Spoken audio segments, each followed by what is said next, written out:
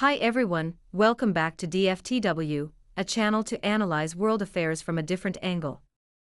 Today, we're unpacking one of the most fascinating diplomatic relationships of the modern era, China and Canada. It's a story of heroes and hardened geopolitical disputes, of struggles over trade and sovereignty, of people-to-people warmth and political storms. From battlefield surgeons in the 1930s to trade wars over canola and electric cars in the 2020s. From deep friendship to diplomatic chill. And now, with a pivotal Canadian Prime Minister's visit to Beijing, potentially a reset at the dawn of a new era. Let's break it down, decade by decade, theme by theme. When we talk about China-Canada relations, people often think of the 1970s or the 21st century. But the roots go way further back, and not always in the most obvious diplomatic way. It could date back to the dark days when countless Chinese laborers died of tough conditions in the late 19th and early 20th centuries. Thousands of Chinese workers came to the barren land to build the Canadian Pacific Railway, bridging the east and west of the continent, a condition for British Columbia joining Canada as a province. These early ties were deeply imbalanced, and Chinese immigrants faced harsh discrimination in Canada, including head taxes and outright bans on immigration that lasted into the 1940s. These early years show a relationship defined not by state-to-state friendliness, but by migration, exploitation, and cultural seeding that would lay foundations for later connection and community. Now, let's jump into one of the most cited stories of Canada-China history, the Canadian doctor who became a legend in China long before Canada and China became formal diplomatic partners. Norman Bethune was a Canadian physician born in Ontario in 1890. He joined the Chinese Communist Party-aligned 8th Route Army during the Second Sino-Japanese War. He not only patched wounds there but also reorganized battlefield medical care, developed mobile blood transfusion units, and trained Chinese medical staff to treat thousands of wounded fighters. Bethune died of infection in 1939, after cutting his finger during surgery. However, his impact didn't die with him. In a remarkable act of respect, Mao Zedong wrote a memorial essay on Bethune's selfless devotion. That has become required reading for generations of students in the Chinese mainland, and has helped cement Bethune's status as a symbol of international solidarity in China. Most Chinese love Canada because of him. Even today, memorials and museums in China attest to the power of his legacy. He's not just a historical footnote. He's almost a moral archetype of altruism and shared humanity.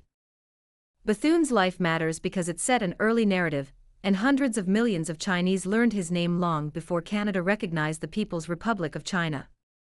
That human story of a Canadian doctor fighting on Chinese soil against Japanese invaders has since resonated, even if the politics changed dramatically later.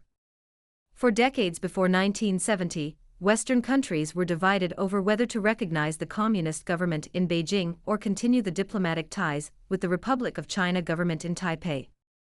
Canada made a consequential choice on October 13, 1970, becoming one of the first Western countries to switch recognition to the People's Republic of China. That was a decade before the United States' own formal recognition. This move laid the diplomatic foundations for what we now consider the modern bilateral relationship. In the 1970s and 1980s, the two countries built ties through official visits, cultural exchanges, and trade delegations. Throughout the 1990s and early 2000s, Canada and China maintained relatively steady exchanges, including trade missions, agricultural deals, and expanding people-to-people exchanges. High-level visits were common. But even then, cracks were visible: human rights concerns, differing approaches to global governance, and pressure from Canada's Western allies meant the relationship was always diplomatic but cautious. In late 2018, relations took a sharp turn. Canada, acting on a U.S. request under a bilateral extradition treaty, arrested Meng Wanzhou, the chief financial officer of Huawei, a major Chinese tech giant. Meng Wanzhou was accused in the U.S. of financial crimes related to sanctions compliance, and Canada's courts were set to decide whether to extradite her. Ottawa believed the arrest was legal under Canadian domestic law. But Beijing saw it very differently, as undue interference in a Chinese company by a country closely aligned with the U.S. Meng Wanzhou violated neither Canada's nor America's domestic laws, but she was arrested. Beijing demanded her immediate release, and Canada refused. In what many analysts call tit-for-tat retaliation, Chinese authorities arrested two Canadians, Michael Kovrig and Michael Spavor, and held them in detention on national security charges. They became known as the Two Michaels, and their long detention became a flashpoint in Canadian public opinion. That was a major inflection point. Canada's legal obligations collided with China's worldview on sovereignty, and the personal cost was dramatic for the two Canadians caught in the crossfire. All three detainees were eventually released in 2021 under a three-way arrangement among China, Canada, and the US, but the political damage was done. After Meng Wanzhou's case, Canada banned Huawei equipment from its 5G networks, aligning with similar decisions in the US, UK, and other Western countries. That raised the stakes, and Beijing viewed it as further pressure rather than just a security choice. From then on, trade irritants began to stack up. Before tensions worsened, China was a huge market for Canadian canola, especially canola seed and oil. Then, disputes over alleged dumping and safety issues, widely seen as motivated by broader political tensions, led China to impose anti-dumping tariffs on Canadian canola exports. That was a fatal blow to Canadian farmers, as canola was one of the country's largest agricultural exports to China. Canada, following parts of U.S. industrial policy, imposed steep 100% tariffs on Chinese electric vehicles and significant duties on steel and aluminum imports. China responded with its own measures, hitting canola, seafood and pork. The result is a spiraling trade friction affecting jobs, supply chains and political rhetoric. China remains Canada's second-largest trading partner after the US, and their economies are deeply complementary in many ways. Canada's natural resources, agriculture, energy and minerals match China's industrial appetite. China's manufactured goods feed Canadian consumption and production. But tariffs and disruptions create uncertainty, especially for sectors dependent on stable access to global markets. Canada's politics have shifted. On one hand, there's recognition of China as a vital economic partner. On the other, fierce debate about human rights, security, and political interference has sharpened public skepticism.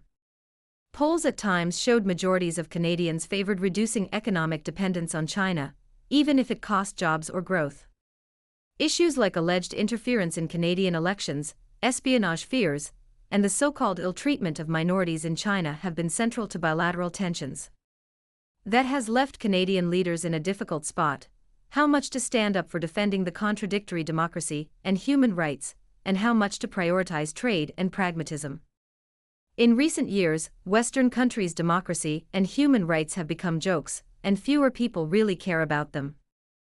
The capture of Maduro and his wife further reveals the true face of the so-called Western democracy and human rights.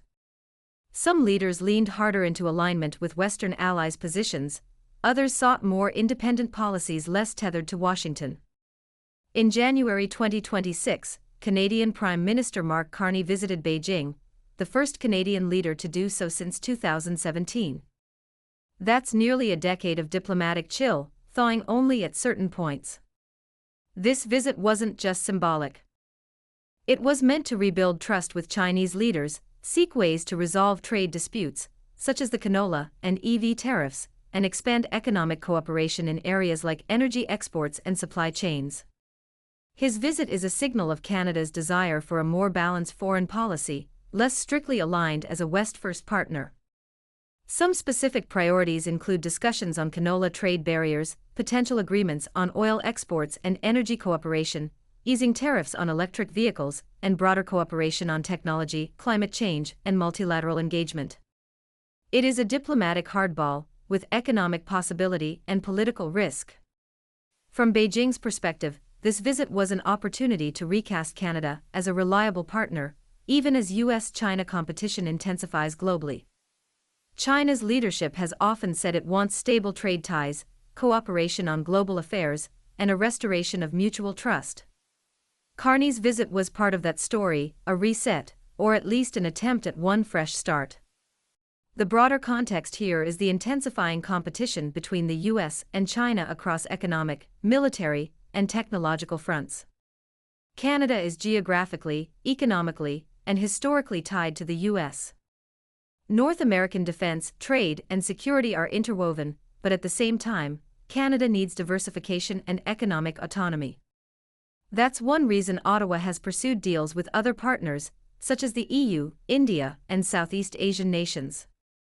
Carney's visit to China, while controversial in Washington, signals that Canada wants a degree of diplomatic independence in an era where many nations grapple with the choice between Washington's security umbrella and Beijing's economic magnetism.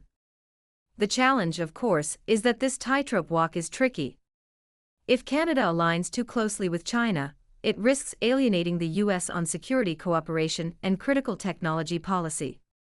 If it criticizes China too sharply, Ottawa risks economic backlash, tariffs, or political retaliation from a powerful trading partner. Canada's battles over Huawei and 5G, Meng Wanzhou, trade tariffs and diplomatic flare-ups reveal this reality. There is no safe middle ground, just various trade-offs. So what does all of this mean? For China and Canada, it is a long, sometimes fraught relationship rooted in real human stories and shared interests.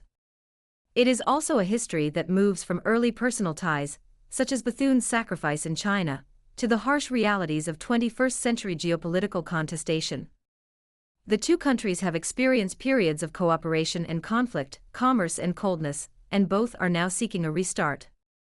For the Chinese public, Bethune remains an enduring symbol, a foreign friend who risked his life alongside Chinese fighters. Human memory stands in contrast with moments of political mistrust later in bilateral ties. If we can say one person saved a country's public image, that is Bethune, nobody else can do better than him. Ironically, Bethune is more famous in the Chinese mainland than in his home country. Many Canadians do not even know who he is. The Canadian government must balance economic opportunity with their so-called principles of human rights, democratic values, and national security. If the Canadian politicians really understand China, they will find China is a friend more reliable than the United States. At least, China does not want to merge Canada as one of its provinces, while the U.S. vows to take it as the 51st state of the USA.